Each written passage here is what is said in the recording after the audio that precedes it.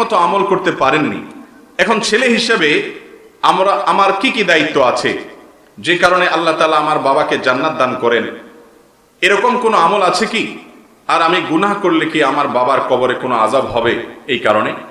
ভাইরা আমার, আপনি নিজে নেককার হন, আপনার বাবার কবরে আল্লাহ তাআলা জান্নাতের সাথে কানেকশন করে দেয়। এটা যদি চান তাহলে আপনার নিজেকে নেককার হতে হবে, ভালো হতে হবে। কারণ নবী আলাইহিস সালাম বলেছেন, মানুষের মৃত্যুর পর তার সমস্ত আমলের দুয়ার বন্ধ হয়, সে আর আমল করতে পারে না। তবে তিনটা আমলের ধারা এর সওয়াব তার আমলনামায় যেতে থাকে এবং মৃত ব্যক্তি উপকৃত হতে থাকে।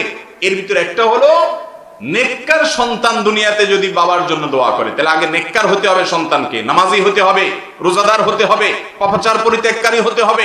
এরপরে যদি হাত তুলে আল্লাহর কাছে বাবার জন্য দোয়া করে, তাহলে এই দোয়া ওই ব্যক্তির আমলনামাতে সওয়াব যোগ করবে। কোন কোন বর্ণনা থেকে আমরা জানতে পারি, নবী আলাইহিস সালাম থেকে বর্ণিত হয়েছে, অনেক মানুষকে কবরে তিনি জান্নাতি হলে তার মর্যাদা বৃদ্ধি করা হবে এবং তিনি বলবেন, কিভাবে বৃদ্ধি হলো?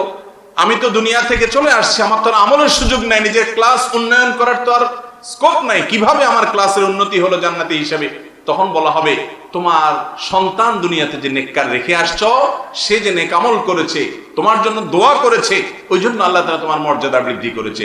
এই জন্য বাবা মার কবরে আল্লাহ তাআলা সুখ শান্তি দেখ, আল্লাহ তাআলা তাদের রূহকে শান্তিতে রাখুন, আল্লাহ তাআলা তাদের উপরে শান্তি বর্ষণ করুন, জান্নাতি করুন। এটা যদি চান তাহলে নিজে ভালো পথে চলুন, 5 ওয়াক্ত সালাত আদায় করুন, নামাজ পড়েন, হক হালালে চলেন, হারাম থেকে বেঁচে চলেন এবং ইস্তিগফার করেন, কোরআন তেলাওয়াত করেন, ইসলামের উপরে পরিপূর্ণ জীবন যাপন করেন, পাশাপাশি মা বাবার জন্য দোয়া করেন। এর চাইতে উপকারী আর কিছু হতে পারে না। এই কাজটা সবচেয়ে বেশি করবেন ইনশাআল্লাহ। আর যদি সন্তান হিসাবে আপনি কোনো অপরাধ করেন, আপনার অপরাধের দায় আপনার বাবা মার উপরে চাপবে না, কারণ আল্লাহ বলেছেন, ওয়াল্লা তাজরু ওয়াজিরাতুন বিজরা উখরা, একজন আরেকজনের পাপের বোঝা বহন করেন। আল্লাহ তাআলা এই জুলুম করেন না, কারণ পাপ করছে একজন, আরেকজনকে শাস্তি আল্লাহ কেন দিবেন?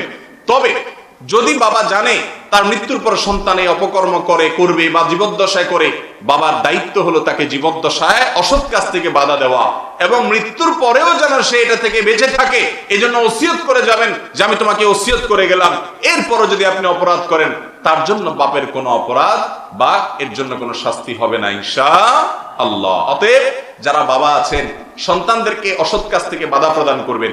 অনেক মুরব্বীরা আছেন মসজিদে প্রথম কাতারে এসে নামাজ পড়েন, মাশাআল্লাহ, সবই ঠিক আছে, দাড়ি রাখেন, কোরআন তেলাওয়াত করেন, দ্বীনের কাজ করার চেষ্টা করেন অনেক, কিন্তু নিজের ছেলেটা নামাজ পড়ে না, মেয়েটা পর্দা করে না, পরিবারের সদস্যরা দ্বীনের উপরে চলে না, তাদের কপালে ভাঁজটা পর্যন্ত পড়ে না, তারা এগুলো দেখেও না দেখার ভান করে। ছেলে মেয়ে তারা যদি দ্বীনের পথে না আসে, এর জন্য মা বাবাকে জবাবদিহি করতে হবে।